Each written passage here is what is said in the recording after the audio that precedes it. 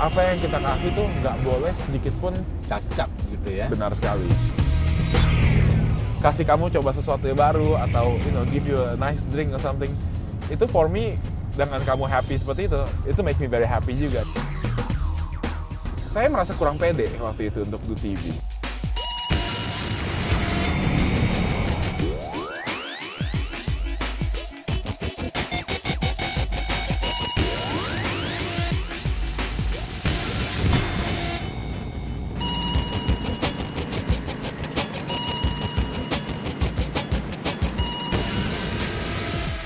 Pak.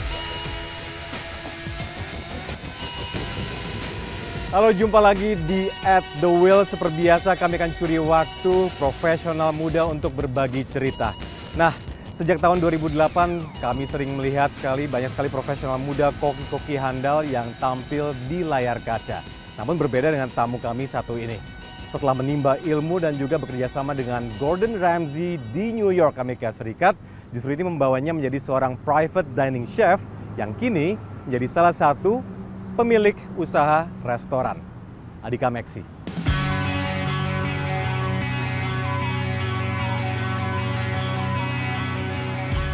Pendapatan kafe dan restoran di Indonesia diperkirakan tumbuh 15% di tahun 2013.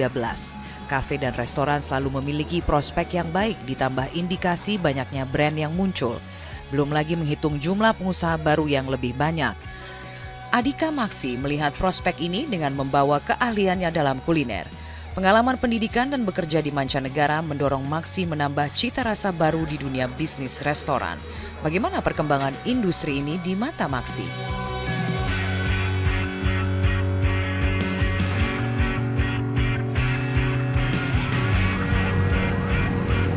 Oke, Maksi, bagaimana sih menurut Maksi industri kuliner ataupun F&B di Jakarta atau di Indonesia secara umum? Sekarang kalau menurut saya lagi booming sekali, interesting banget untuk doing F&B because people always want something new sekarang. Saya selalu merasa apakah orang akan balik lagi? Mereka pasti datang untuk mencoba pertama, tapi apakah mereka akan balik lagi? Itu question mark yang paling besarnya. Oke, tapi secara kultur emang masyarakat kita nih emang terbiasa untuk makan di luar begitu. Sekarang lebih banyak dari zaman dulu ya kalau menurut saya.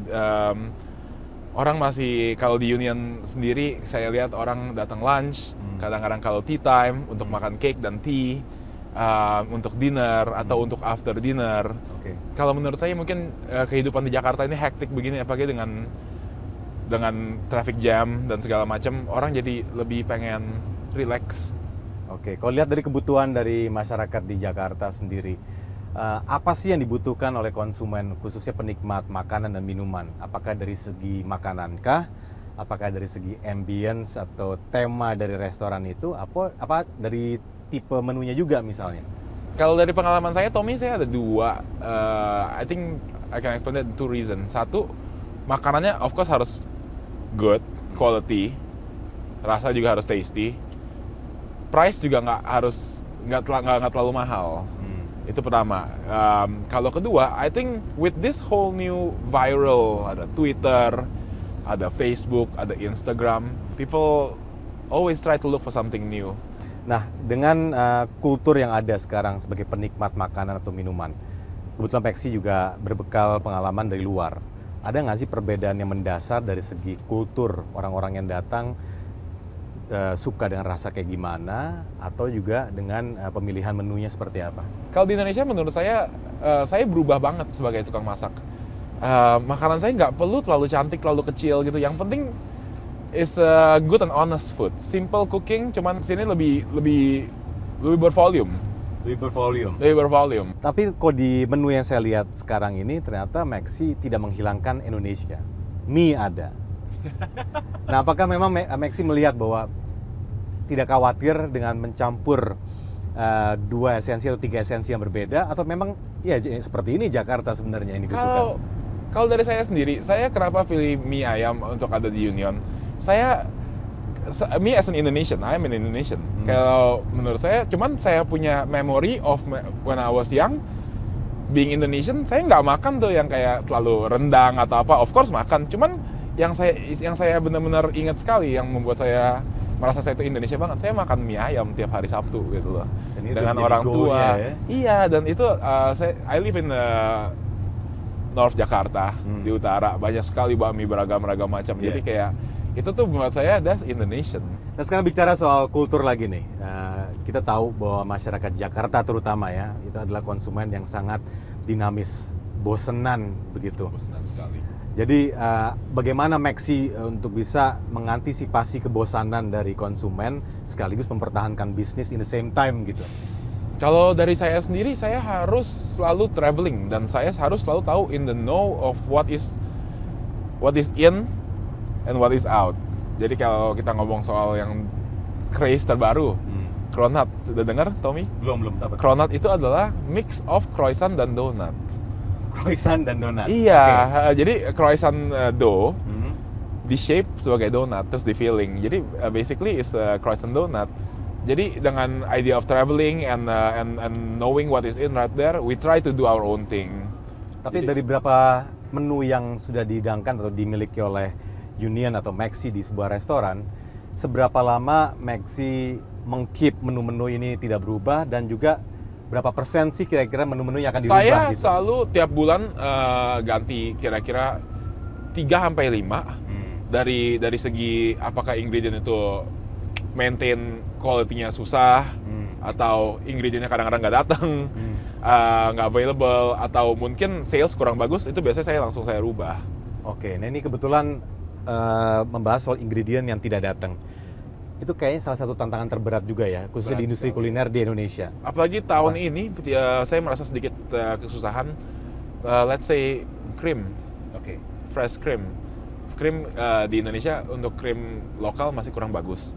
Saya pro sekali untuk pakai produk Indonesia, kayak seafood segala macam. Of course Indonesian is very good. Cuman kalau untuk krim masih kurang bagus di Indonesia, saya harus import of course. Cuman there are a couple of problems di mana krim itu udah nyampe di Indonesia, cuman tidak keluar dari bea cukai. Jadi saya selama seminggu atau 2 minggu tidak ada krim.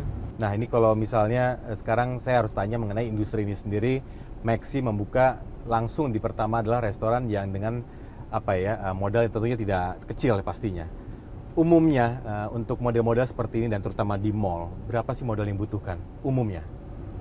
Saya rasa kalau untuk restoran segede Union gitu, maybe we have to spend around $1 million. $1 million. I think itu benchmarknya lah untuk bikin restoran. It depends on the concept really. Dan itu tidak didapat dari sini? Tidak murah. Oke. Apakah import semua atau? Tidak, enggak campur-campur. juga. Ada yang Campur-campur ya? lokal. Jadi Union ini dengan partner saya, the Louis Group, we design Union to be an American brasserie. Jadi feelingnya tuh benar-benar kayak zaman 1920 New York zaman dulu. And when we first started, it was difficult of course because it's very expensive. Jadi ini gamble sekali untuk kita dan ini menarik, bicara gamble ya. Modal segitu, tapi sekarang sudah expand ke tempat yang berikutnya dengan konsep yang justru juga Pondok sama. Indah. We just opened Yeah. recently 2 bulan yang lalu. 2 bulan yang lalu. Nah, Di Pondok Indah lebih saya main dengan pizza. Oke. Saya ada oven pizza. ada perbedaannya di situ ya. Tapi yang saya ingin tanyakan adalah berapa lama sih break even point yang dibutuhkan sampai bisa akhirnya It all balik depends modal. on the performance of the restaurant. Yeah. Every restaurant will be different. Cuman kalau untuk dari segi saya sendiri, my personal experience, setahun sampai setahun setengah. Setahun atau setahun Setahun setengah? setengah will be achievable. Did you spend enough atau did you spend more for promotion or not? Kalau untuk Union, our group nggak terlalu percaya dengan promotion marketing gitu. Kita lebih in-house. Jadi kalau menurut saya, money untuk promotion dan marketing ini lebih bagus dipakai untuk tamu yang sudah datang the Union existing. If let's say they are not satisfied with something, we use that money to treat them nicely. Mungkin dikasih extra course atau dikasih extra minuman atau dikasih extra cake. Jadi as a group kita lebih suka untuk spend in house. Jadi tamu yang udah datang tuh, we make sure that they live happy. If they don't live happy, we are in trouble. Cuman sepertinya anak muda di Jakarta kurang begitu masak ya. Nah itu dia saya mau I think tanyakan. that's that.